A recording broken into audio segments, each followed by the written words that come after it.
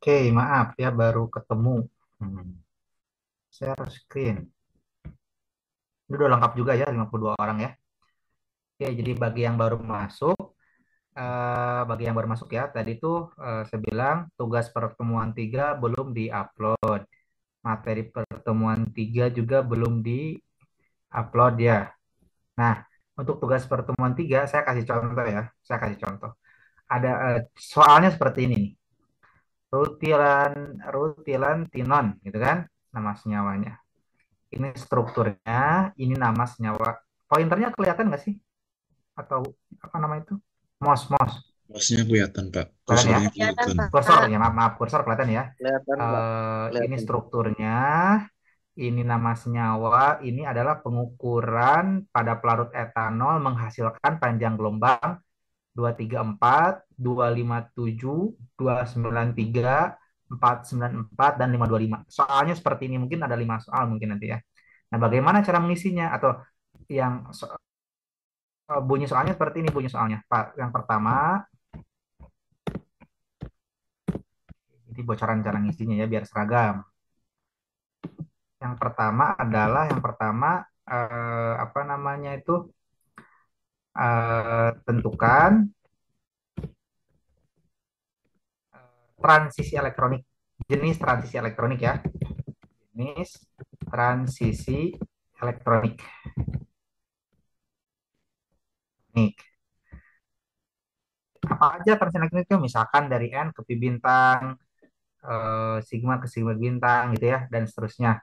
Untuk masing-masing panjang gelombang, misal contoh cara jawabnya 234 itu ya nanometer, itu transisi elektroniknya adalah, ini saya pakai ketikan aja kan mudah-mudahan paham ya, dari N ke misalkan ya pi bintang gitu ya, nulis pi gimana ini ya, dari N ke pi bintang simbol, dari N ke pi di sini nggak pi. Saya nggak bisa pakai tapi bisa dipakai anak saya lagi.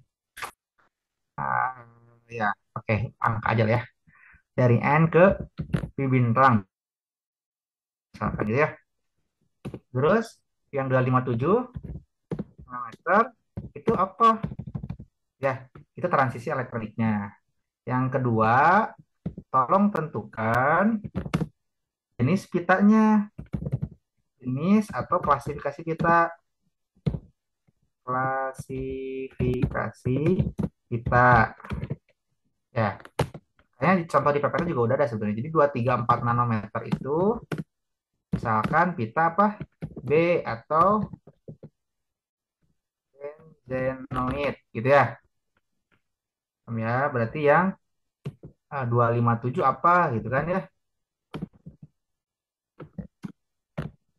Kan ya. Jadi yang pertama tentukan transisinya, transisi elektroniknya apa gitu ya. Ini contoh misinya, jenis pita klasifikasinya apa gitu ya. Nah, yang ketiga, teman-teman gambar lagi strukturnya. Ini saya copy,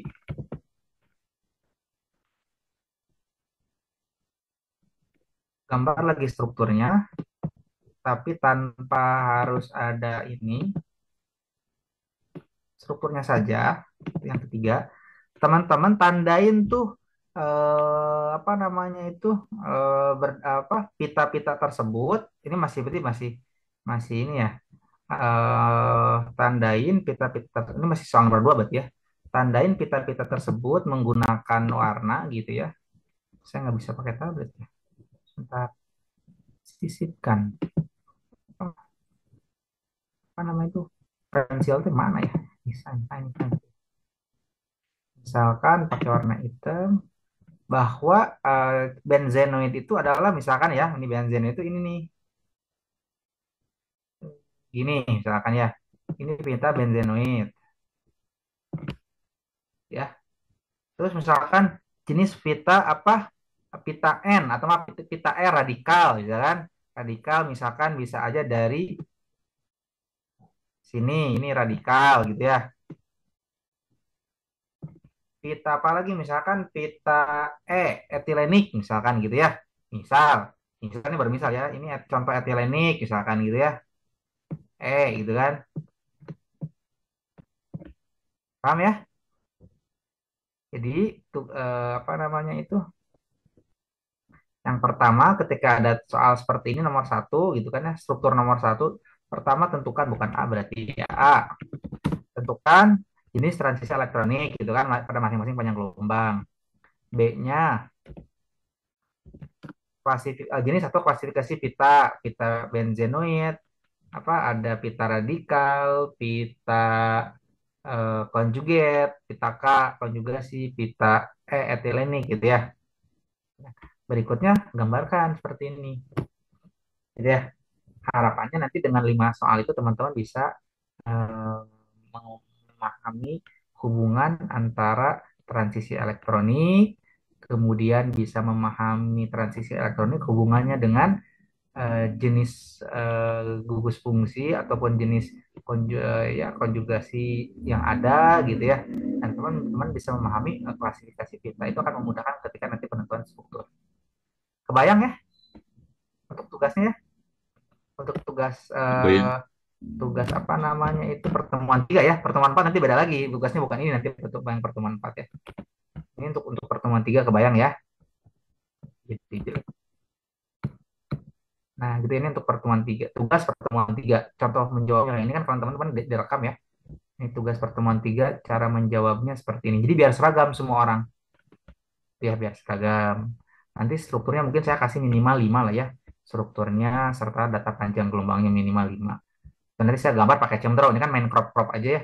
Nanti saya gambar pakai ChemDraw yang rapi, biar rapi nanti ya soalnya gitu ya. Itu paling untuk mengawali pertemuan kali ini membahas tentang apa namanya itu hubungan antara transisi elektronik, jenis pita, sama teman-teman bisa menggambarkan atau mengklasifikasikan jenis-jenis konjugasi terhadap apa namanya itu terhadap jenis pitanya gitu ya. Gitu. Itu paling ya. Paham ya? Cukup ya Kang Ragil ya? Paham ya? Bisa dipahami ya? Bisa. Bisa Pak ya? Bisa betul ya? Oke, saya izin stop share dulu. Saya mau langsung ke materi untuk hari ini. Nah, ya.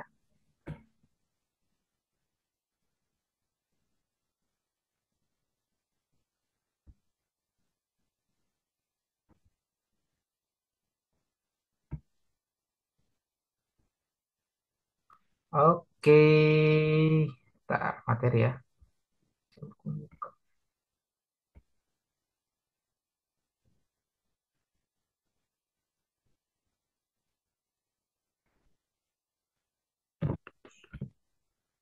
Satu kesulitan, kesulitan. Share screen. Sebetulnya ini materi. Udah terbuka ya? Kelihatan? Sudah. Pindah nggak? Belum ya? Belum pindah, Pak. Pindah. Klik kanan. Berikutnya. Oke, harusnya udah pindah ya, betul ya? Sudah. Sudah Pak, sudah pindah. Oh, sudah ya.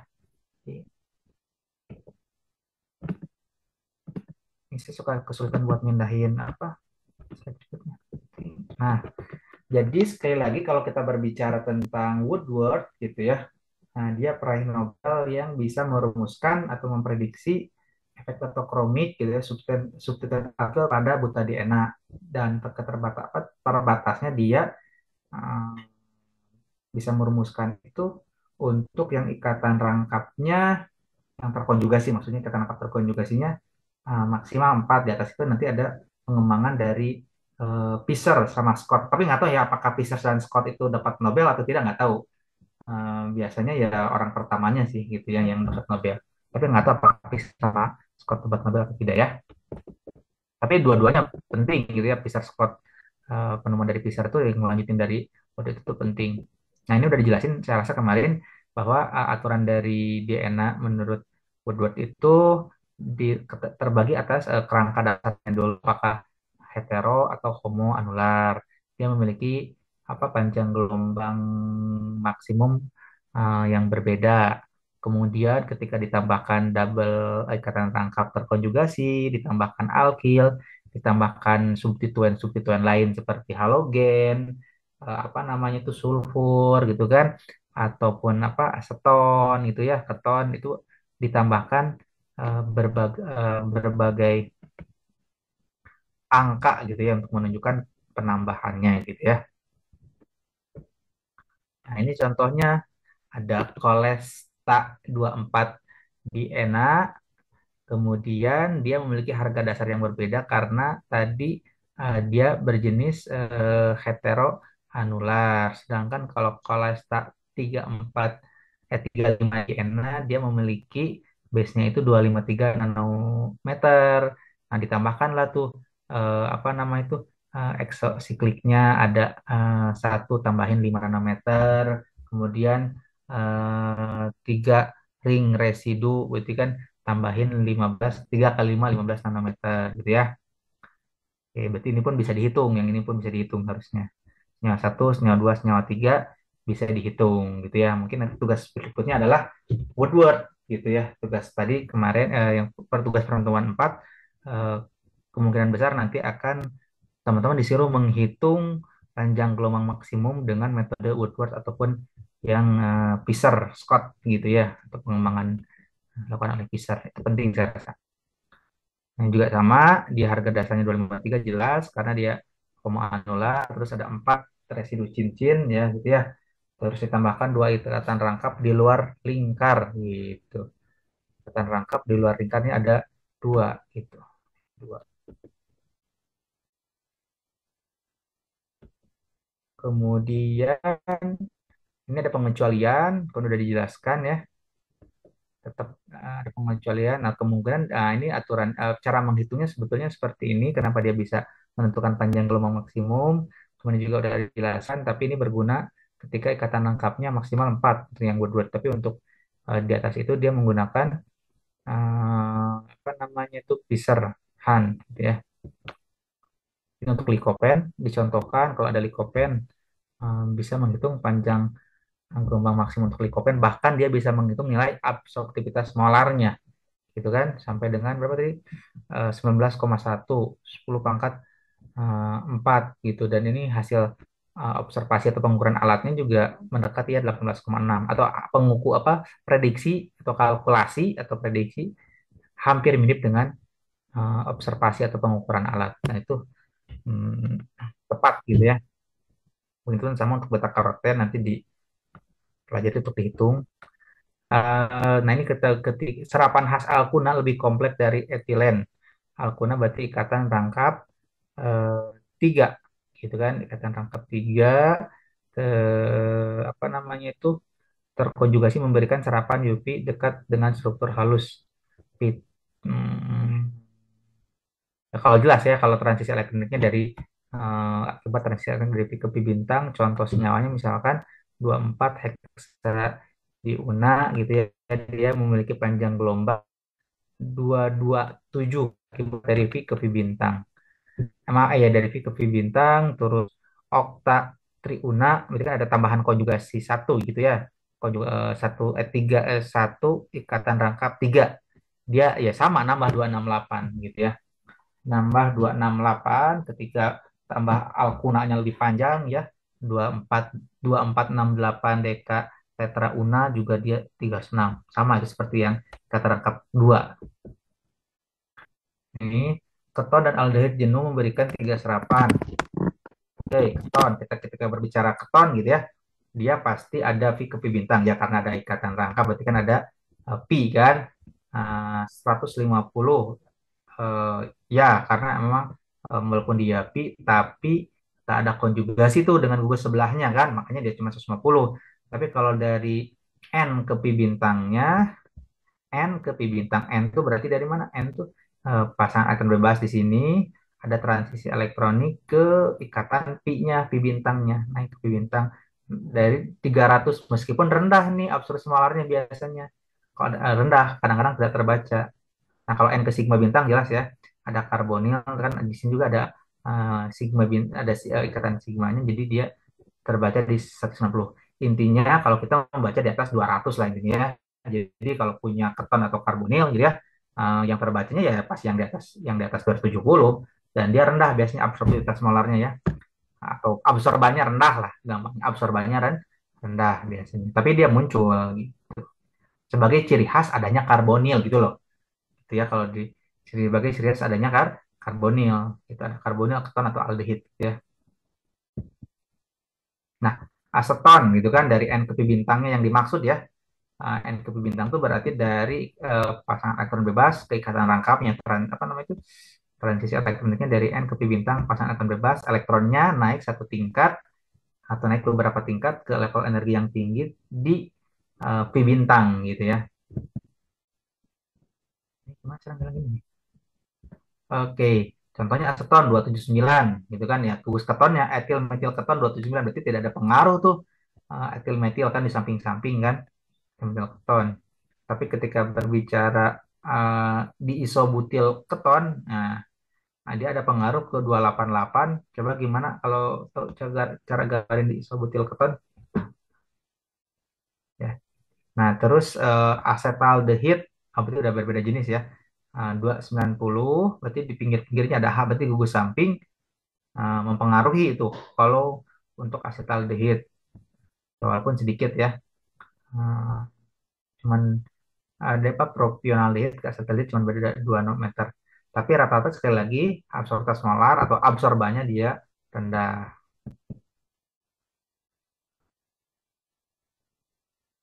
Adanya halogen mempengaruhi N ke pi bintang.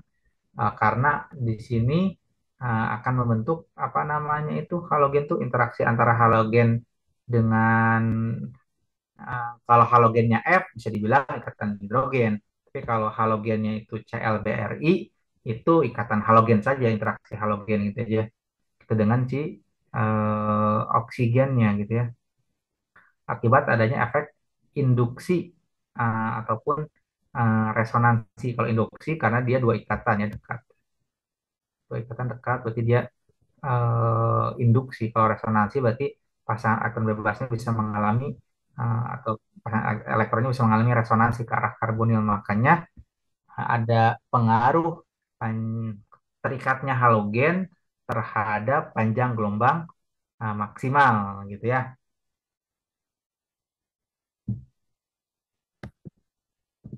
Oke, ini untuk aldehid. Nah, oke.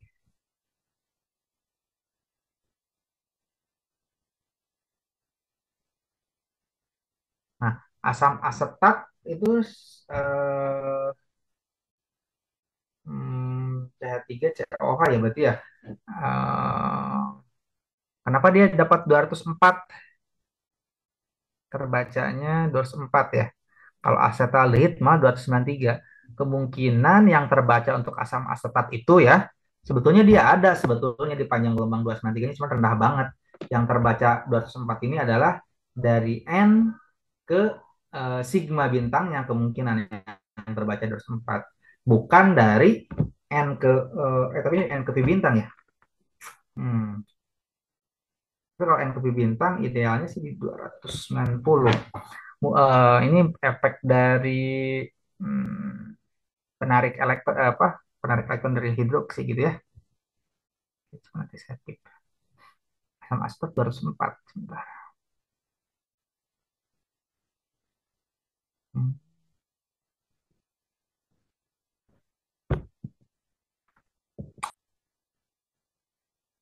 Nah ini pengaruh gugus yang di samping gitu ya. Ada chloride, ada anhydride. Ini mempengaruhi panjang gelombang ke arah hipsokromik tadi ya. Batokromik terus hipsokromik ini pengaruh dari substituen di pinggir-pinggirnya karbonil gitu ya, mempengaruhi panjang gelombang dia lebih tertarik atau tidak. Oh ini juga berarti pengaruh dari OH ya, tarikan dari OH sehingga dia ada saya nggak punya nih ya.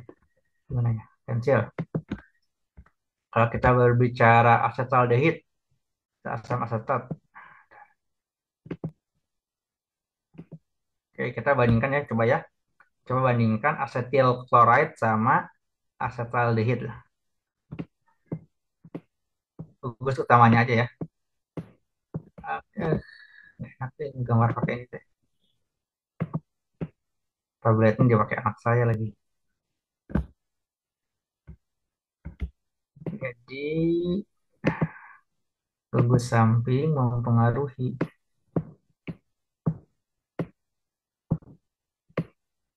Kurang lebih kan aldehid seperti ini ya.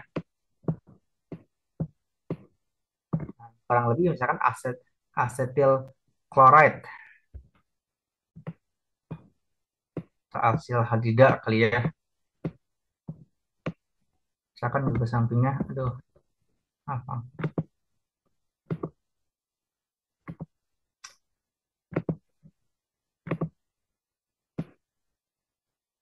Kalian paham itu ya Allah. Ada.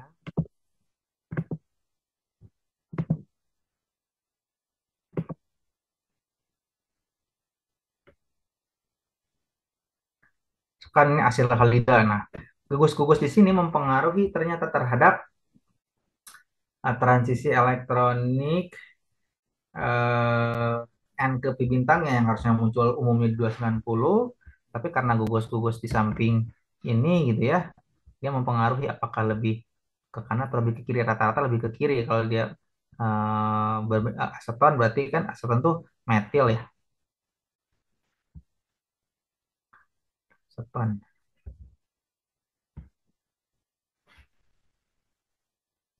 Nah ini CH3. Nah, jadi gugus-gugus di samping ini mempengaruhi ya terhadap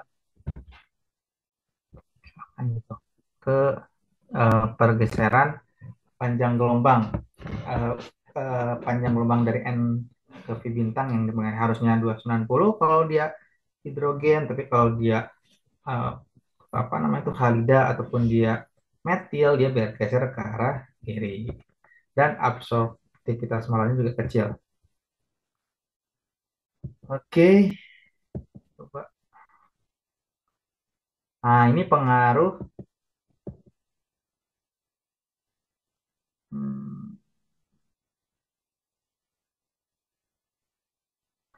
ini karena ada gugus interaksi karbonil sehingga ada pita lemah di dekat 450. Jadi kalau ada karbonil eh, di samping dan dia adalah trans gitu ya. Nah, trans berarti dia ada serapan lemah di 450. Kalau karbonil di samping-samping. Jadi memang mempengaruhi ya. Dia bergesernya ke arah kanan banget gitu ya. Nah, kalau ini doang, ini kan tadi 270-an ya, tapi kalau dia ada karbonil di pinggirnya, dia bisa bergeser jauh ke arah kanan meskipun lemah, ya kan lemah. Nah, kalau ada contohnya kalau ada ikatan hidrogen. Nah, contoh ikatan hidrogen misalkan ini apa namanya turunan ini karbonil, tapi di sampingnya itu ada gugus hidroksi. Nah, ini kemungkinan bisa apa namanya itu terkelat ya, terkelat. Bisa jadi juga dia ada bisa berfotomerisasi gitu ya. Ini kan dia berfotomerisasi, kemudian dia membentuk kelat tuh. Nah, ini dapat mempengaruhi apa nama itu panjang gelombangnya itu 274 ke ya dari 274 ya diukurnya ya.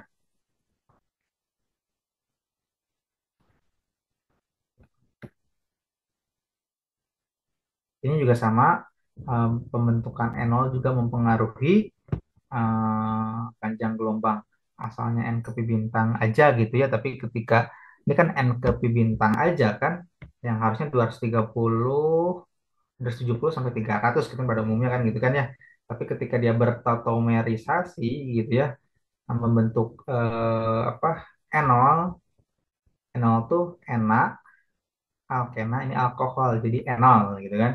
Nah, ini ion anal berarti dia min gitu ya. Nah, dia ada pergeseran tuh. Ada apa? Struktur enolik menunjukkan serapan kuat pada daerah 230 sampai 260. Karena V ke V bintangnya berarti ininya yang dilihat. Gitu ya, yang ini nih. Tandanya. Tapi ketika kembali ke sini, baik lagi 270. Ini yang ini ya. Ini yang atas. Enolnya.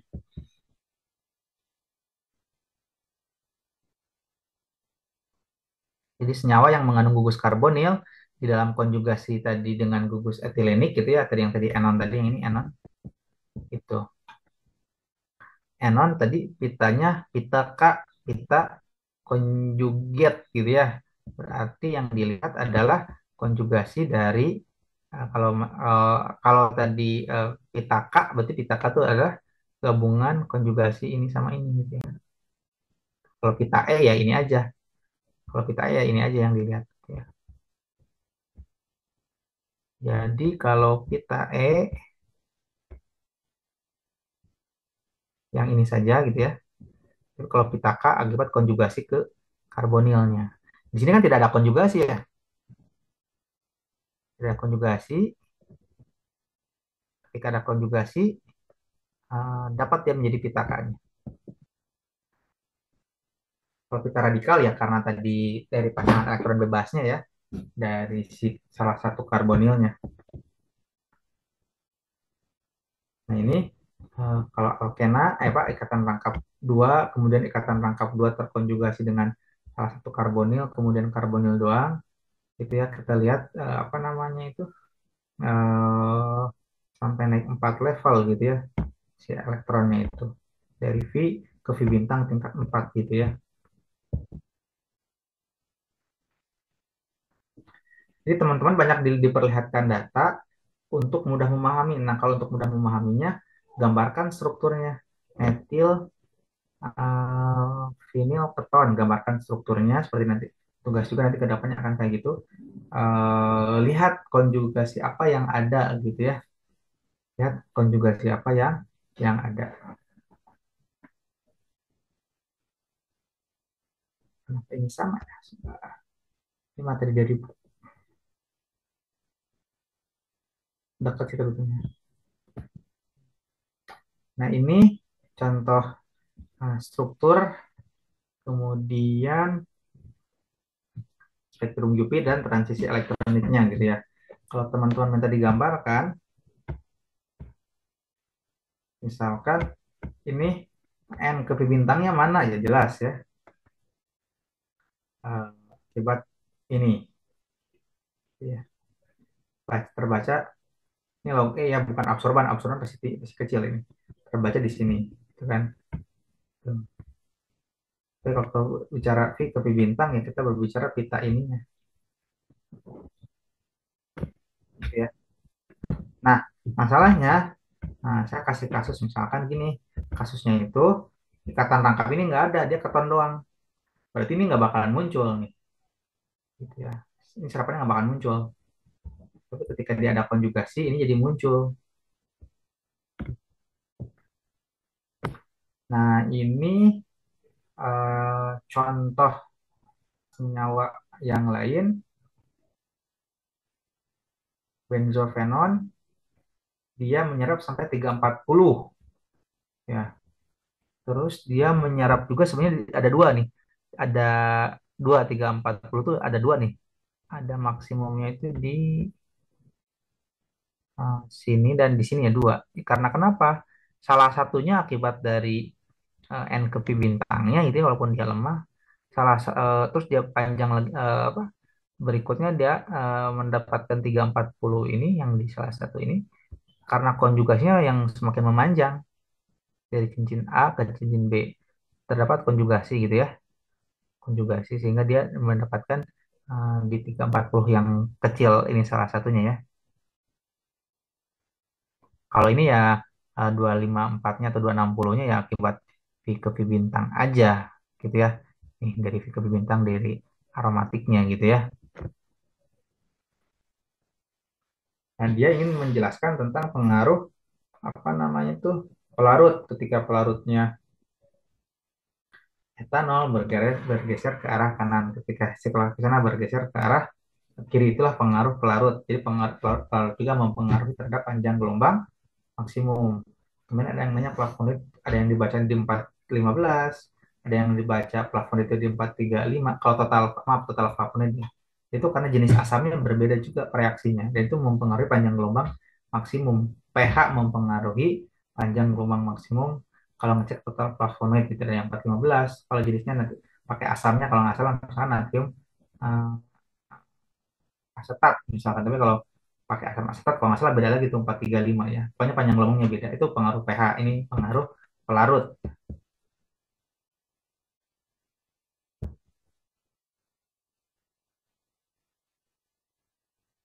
Nah, dari apa namanya itu pengaruh pelarut. Nah, pelarut mempengaruhi berdasarkan hasil eksperimen dan buat juga menghitung tuh, menghitung ketika ada metanol nggak ada pengaruh, ketika ada dioksan ada pengaruh ya, panjang gelombangnya meskipun ya relatif kecil ya, 5+1 mungkin kalau udah heksan sikloheksan jadi pengaruhnya bisa banyak gitu ya.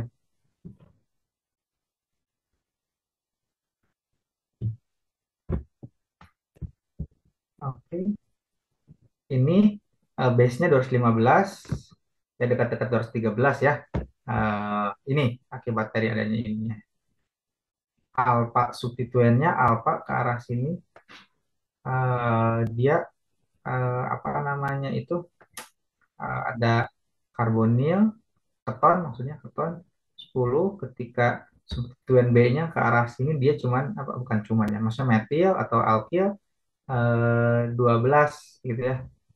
Itu pun sama ketika ini harga dasarnya kenapa 215, karena dia sebetulnya konjugasinya antara ini dan ini terputus ya, meskipun dihubungkan oleh karbonil tetap di harganya ini dan ini sama sebetulnya, karena ini dianggap tidak ada konjugasi secara langsung kata nangkapnya, makanya base-nya 215. Nah, dia ada substituen beta gitu ya, ini betanya, ini betanya, berarti ini alfa gitu kan, ini alfa betanya apa 24, terus eksosikliknya ada 1 tambahin 5,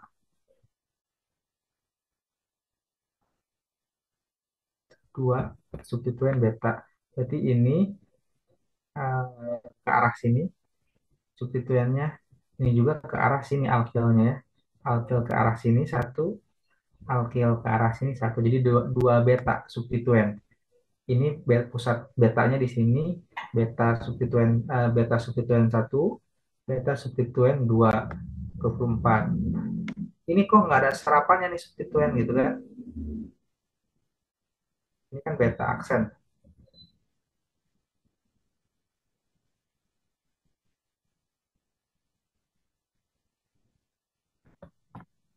Oh maaf.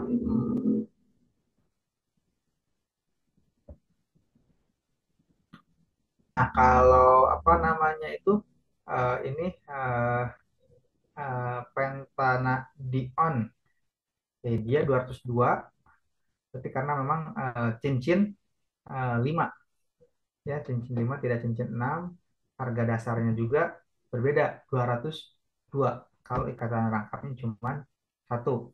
Tambahkan beta substituennya berarti ke arah sini ada alkil 12, kemudian alfanya ada hidroksi, eh, maaf, maaf.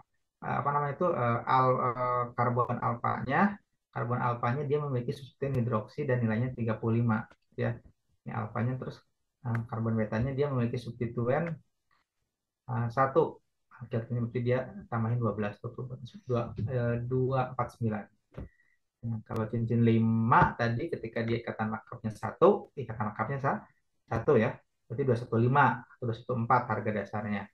Ketika dia punya apa namanya itu substituen beta, berarti ini karbon alfa, kemudian karbon beta, betanya dia punya dua substituen, alkil ke sini satu, alkil ke sini satu, berarti 24 dia didapatkan dari 12 kali 2. Alfanya punya hidroksi satu, berarti tambahin 35 gitu ya. Di sini ada dua keton nih. Sistemnya kayak tadi yang dua keton ya. Ini dua keton tapi dia ini aksesoris tadi satu ya. Cuma 5. Cuma ada kasus yang dua keton nggak ya?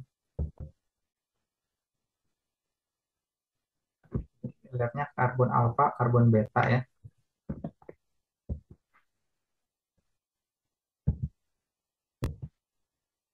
Nah, ini yang dua sistem apa namanya itu? Sistem karbonilnya ada dua dalam satu siklik ya. Benzoquinon mirip dengan keton alfa beta tak jenuh pitaka yang muncul 45 dan pita R yang lebih dekat 435.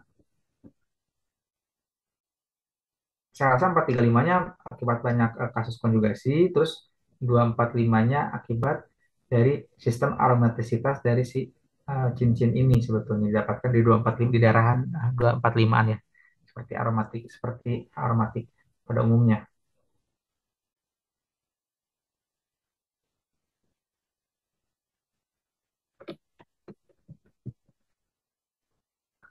Nah, kalau ini jarang ditemukan ya cincin-cincin kayak gini ya, nah, jarang. Kalau ini masih mungkin lah cincin 4. Kalau kita cincin 4 ini untuk senyawa satu ini dia memiliki 214 dan lemahnya 284. 284-nya kurang lebih pasti dari pita radikalnya gitu ya. Dari sini radikalnya. Tapi kalau kita bicara 214 dia dari ini nih, dari pita ini pita E harusnya ya, template-nya ya, dapat 214 dekat ke 200 sebetulnya, berarti dari V ke V bintang tapi mendekati 200 gitu karena tidak ada konjugasi. Anggap saja di sini ada konjugasi satu, mungkin beda cerita, bukan 214 ya, lebih dari 214. Dia terisolir kan, ikatan rangkapnya terisolir, berarti V ke V bintangnya dia menghasilkan di 214. Tapi kalau V ke V bintangnya lebih terkonjugasi maka makin naik panjang gelombang. 284 dari karbonil tadi ya, dari radikal.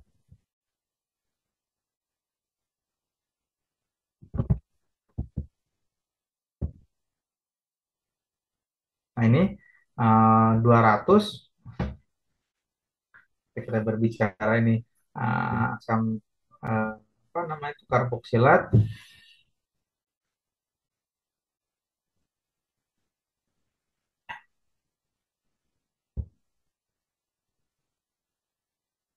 rata-rata terbaca 200, tapi ketika dia ada apa namanya itu konjugasinya bertambah maka panjang gelombang akan ikut. Harga dasar asam karboksilatnya sendiri berarti tadi 200. Ini besar ya, absorb apa sebetulnya dia ada pita R-nya, cuman dia lemah banget dan tidak terbaca, kurang lebih seperti itu karena Max-nya kecil banget. Ini ada dari N ke V bintangnya itu ada dari karbonil ininya, cuma lemah banget. Jadi dia mengharapkan 200 itu akibat dari sini aja absorpsi dari apa ikatan rangkap alfa beta tak jenuhnya sebetulnya. Ini masalah positivis atau trans ya. Terus ketika dia apa nama itu ada gugus tambahan metil, nah dia nambah 210, kemudian dia ada apa nama itu tambahan apa namanya itu siklik ya. Terus 20 ketika ada namanya CN dia nambah 235. Tapi ketika ikatan rangkapnya semakin bertambah panjang, otomatis panjang lubangnya jadi naik ya. Harga dasar ininya 200. Ada sebetulnya tadi CO2 dari karbonil CO ini ya, di daerah 300-annya ya atau 270-an sampai 300-annya akibat dari pita R-nya, cuman dengan alat tidak terbaca gitu karena saking rendahnya.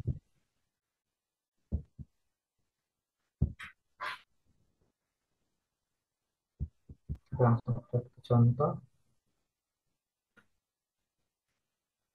nitrometan.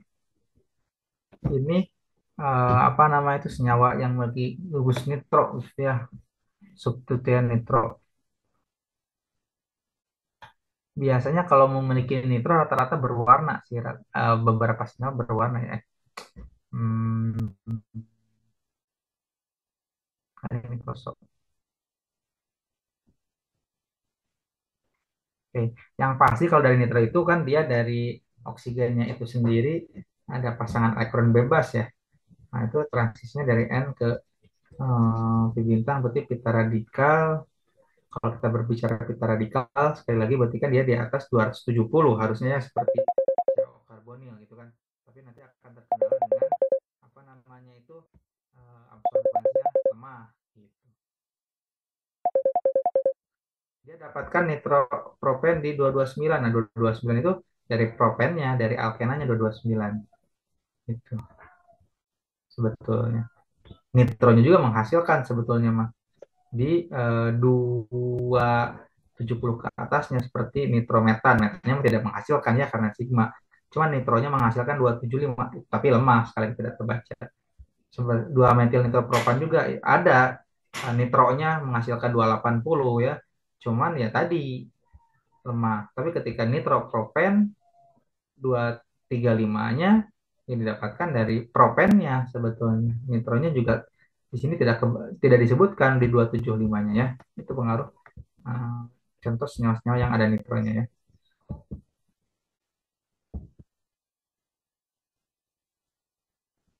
Nah, ketika kita berbicara benzen gitu ya. Sekali lagi benzen, mungkin teman-teman kalau sering yang pakai HPLC gitu ya. Kalau kita bingung panjang gelombangnya, ini saya punya senyawa diukur pakai panjang gelombang berapa sih? Rata-rata serempak pasti paper itu menyebutkan 254 ya.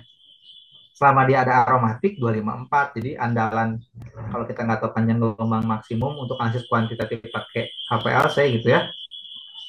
Biasanya 254 atau 256 ini digunakan gitu ya. Digunakan kalau kita berpikir benzen ya. Meskipun benzen itu punya 204-nya. Ini 254 berarti akibat konjugasi apa namanya tuh 3 ikatan lengkap pada benzen gitu ya. Tapi 184 berarti dari tapi kan kita tidak membaca di 184 kan, dan susah membaca di 184 kan dia harus vakum gitu ya. Tapi kalau 204 masih mungkin, tapi apa namanya itu akan metanol juga masalahnya terbaca di 204. Jadi jarang kita ngukur yang aromatik 204 ya, 254, 256-nya aja meskipun serapannya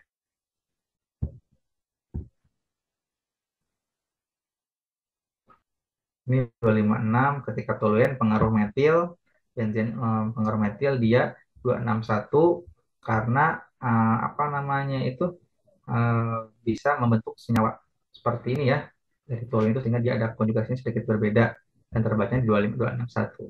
Silen juga sama, silen trimetil benzen yang jenis pengaruh metil ya. Jadi semakin banyak metil nambah tuh si panjang gelombang maksimumnya. Ya kalau dia di apa namanya itu si metilnya kita diambil hidrogennya ya diprotonasi otomatis aromatisitasnya jadi berubah. Ketika aromatisitas berubah, strukturnya berubah, panjang gelombangnya juga ikut berubah. Gitu ya. Konjugasinya jadi seperti ini. Tidak hanya nyiklik di aromatik saja kalau benzen kan, tapi di sini. Bayangkan kalau metilnya heksametil benzen, berarti kan banyak di apa alkil atau metil yang tersubstitusi pada bensinnya itu mempengaruhi panjang gelombang walaupun tidak terlalu signifikan kalau untuk ukuran kuantitatif biasanya. Ini anilin, kalau anilin ya 251 sebetulnya kurang lebih dari aromatik juga udah dari 251 ya. Nah, ketika anilin itu atau anilin itu berarti NH2 terikat pada aromatik. Ketika anilin yang tersubstitusi metil gitu ya. Ini ada apa istilahnya itu efek sterik gitu ya yang bisa menyebabkan apa namanya itu resonansi elektronnya terganggu sehingga panjang gelombangnya nurun 248. Tapi ketika nitroanilin kita lihat konjugasi elektron ya atau resonansi elektron dari pasangan atom lepas dari anilin terkonjugasi di sistem aromatiknya kemudian ke dalam nitronya panjang gelombangnya bisa lebih tinggi gitu.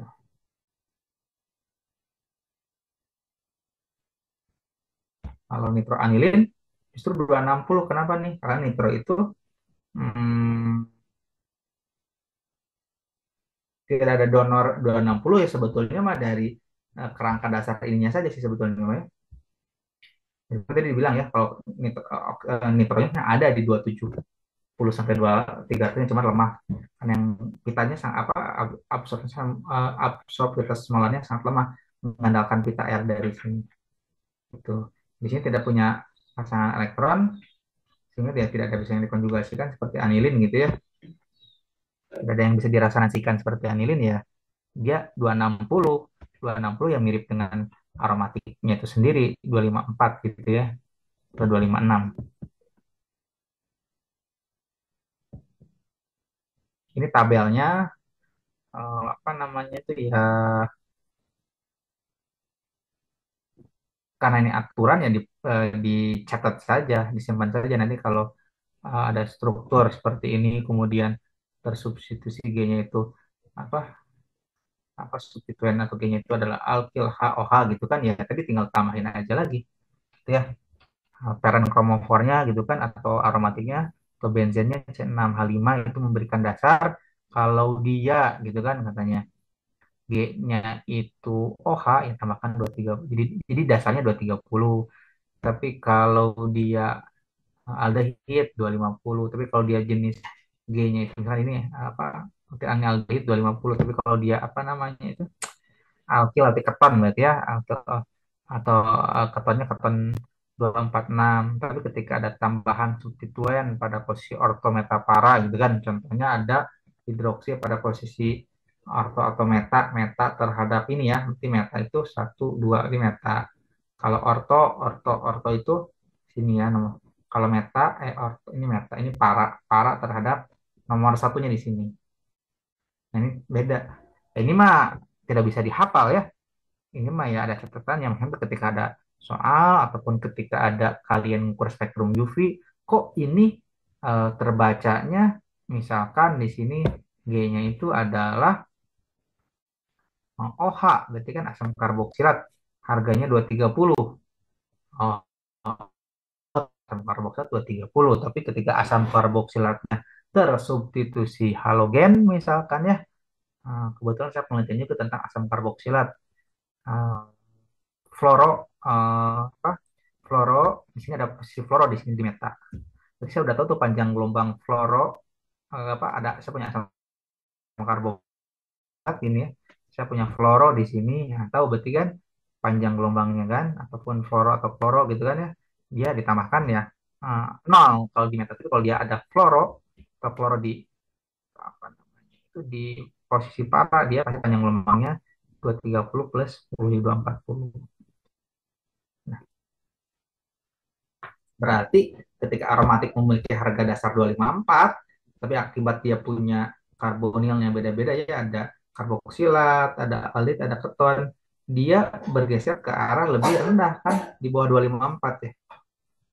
Karena pengaruh gugus-gugus di sini ya, ya pengaruh gugus di sini. Benzennya 256 gitu kan.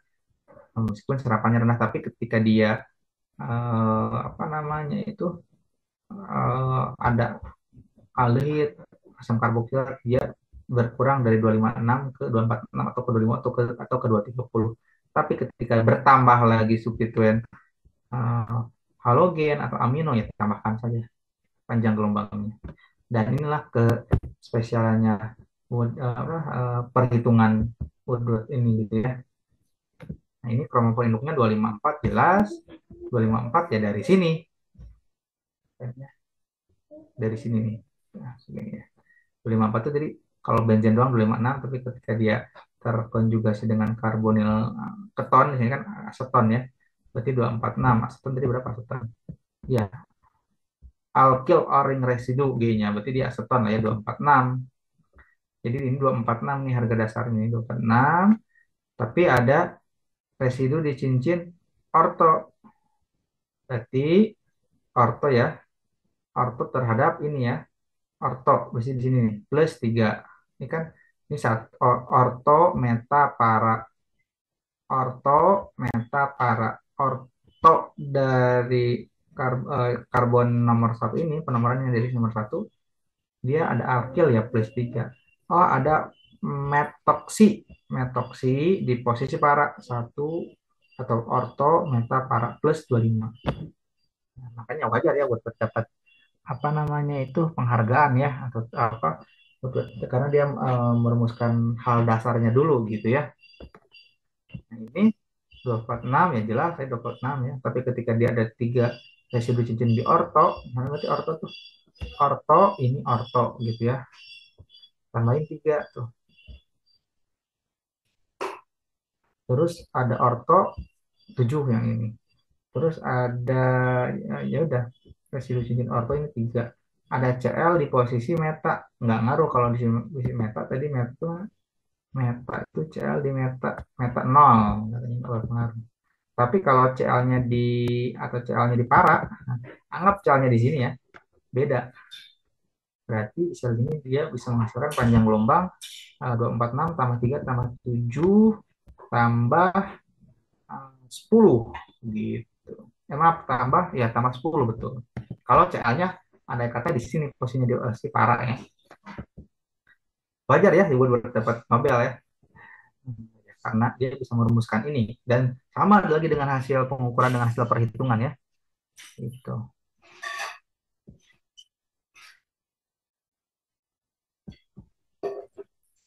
Nah, ini juga sama kayak pengaruh anilin yang tadi. Substituen. Oke, akhirnya banyak ya. Ini 262. Kenapa 262? Ini harga dasar, ini aromatiknya sebetulnya. Meskipun dia apa namanya itu? Oh, kita lihat jenis perbedaan. Dia konjugasinya keputus di sini nggak ya? Oh, dia nggak bisa jadi konjugasi nih. Pindah ke sini nggak bisa jadi konjugasi. Sebenarnya dia aromatiknya saja seperti ini. Bifenil juga sebenarnya ya dekat-dekat 256 juga ya, dekat 260. Kita kak. Nah, dia tidak dia terkonjugasi.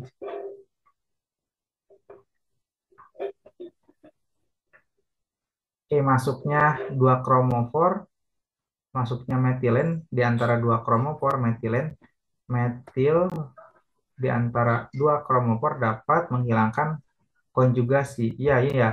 Ini apa namanya itu? Ketika ada metil, ini seolah-olah tidak ada konjugasi gitu ya.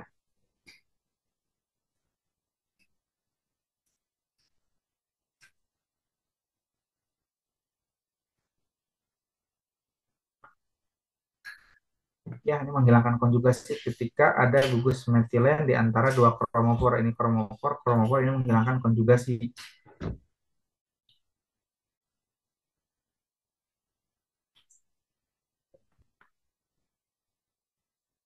Jadi kalau ini masih ada konjugasi, tapi ketika diputus sama CH2 ya, sama metilen, konjugasinya jadi hilang. Tapi kok panjang gelombangnya bisa 262 ya? Harusnya ini panjang gelombangnya lebih dari 262 dong. Karena kan ada konjugasi. Ayo, kenapa? Ya, bifenil. Konjugasinya kan makin panjang. Ketika konjugasinya masih panjang, tapi kenapa dia masih 252 nih?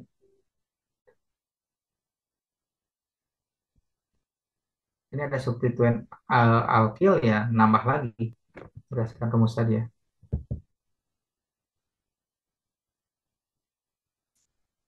Ini nitro apa nitrotoluen berarti ya. 274 harga dasarnya kan 256 ketika ada nitro, ketika ada alkil dia nambah gitu ya. Nah, ini tadi menghilangkan konjugasi ya si gugus ini ternyata. Ini steel band 283 ya, konjugasinya oh berarti yang ini tuh sebetulnya tidak ada konjugasi, walaupun dia ada konjugasi, tapi yang dihitung itu 254, 252 itu dari ini saja. Karena dia tidak ada penghubung konjugasi di antara dua dua aromatik, beda sama steel band. Steel band itu dia ada penghubung di antara dua aromatik, sehingga 283 didapatkan akibat perpanjangan konjugasi. Kalau 222 itu dari pita eteleniknya saja, misalkan dari sini ataupun dari salah satu itu bintang dari sini gitu ya. Nah, kalau dia bentuk cis bentuk trans katanya beda lagi tuh, nambah lagi tuh ke 320 itu pengaruh posisi, berarti konjugasinya lebih diharapkan gitu ya, atau lebih stabil, konformasinya lebih stabil 38. Padahal beda konformasi ya, strukturnya sama panjang gelombang bisa jadi berbeda. Dan steel band cis atau trans ya di dalam larutan itu dia akan memilih konformasi terstabilnya. ini ya konjugasinya makin banyak ya wajar ya dia terbaca di 312 ya. Atau nanti dia bensin kali 256 harga dasarnya.